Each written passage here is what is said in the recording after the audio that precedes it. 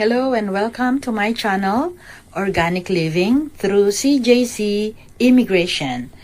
My name is Rowena Toledo Fernan, Ruth for short, and I'm a licensed immigration consultant or RCIC, regulated Canadian immigration consultant in Canada. And this presentation is intended for educational or informational purposes only. Today, please allow me to share with you what is visitor visa all about. Who is visitor in Canada? A definition of visitor is given under Section 2, subsection 1 of the Immigration Act, is a person who is lawfully in Canada as a visitor or who wishes to stay for a temporary purpose. Visitor visa is also called tourist or TRV, temporary resident visa.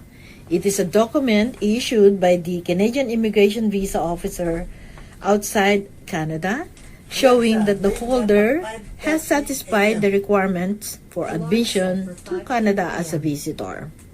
Normally, it's multiple entry visa may be issued up to 6 months before the expected date of travel, and it can be renewed before the expiry date again. Now, previously, visitors are not allowed to work in Canada. However, today, in my channel, I would like to discuss with you some of the options that a visitor holder can have their status changed to different category. Now, Honorable Sin Fraser, the Minister of IRCC, recently announced the addition of 13 countries to the Electronic Travel Authorization or ETA program.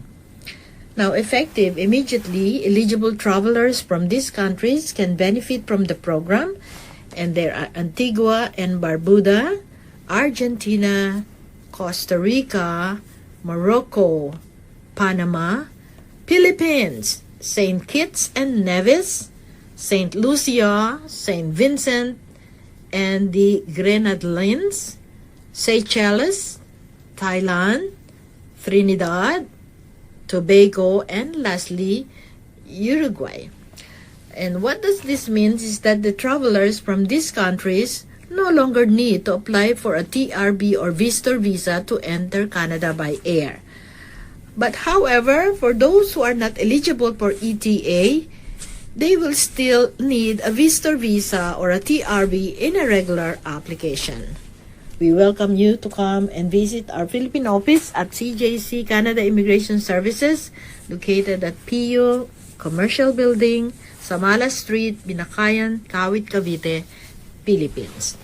As I mentioned in the beginning, that there are some options now for you if you are having a visitor visa holder in Canada, that you can change your status to two ways.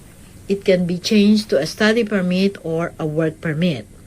And there are some steps to change tourist visa to a student permit in Canada.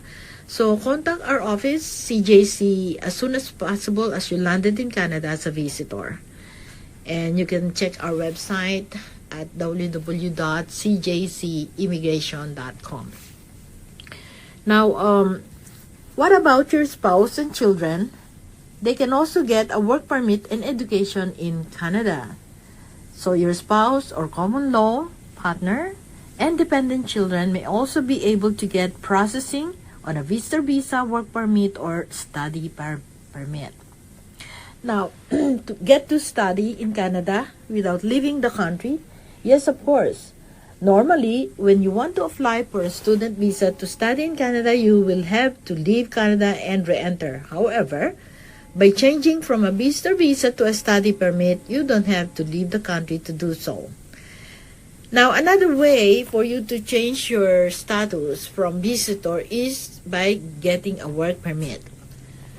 Now, we call LAMIA or Labor Market Impact Assessment. It is being approved by Service Canada by applying the employer for an offer letter offering the job to either locally or overseas applicant.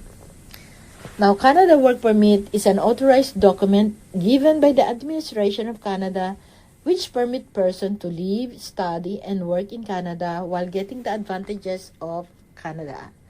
So it says that there's benefits, of course, of having a work permit in this beautiful country.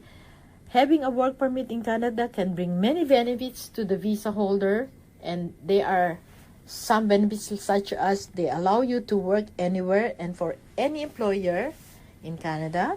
You may be eligible to bring your spouse and dependent children to Canada.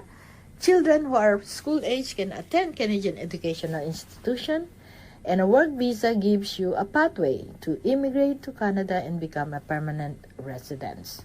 So these are two ways that a visa can have an option to change their status, and that is to work permit or study permit visa.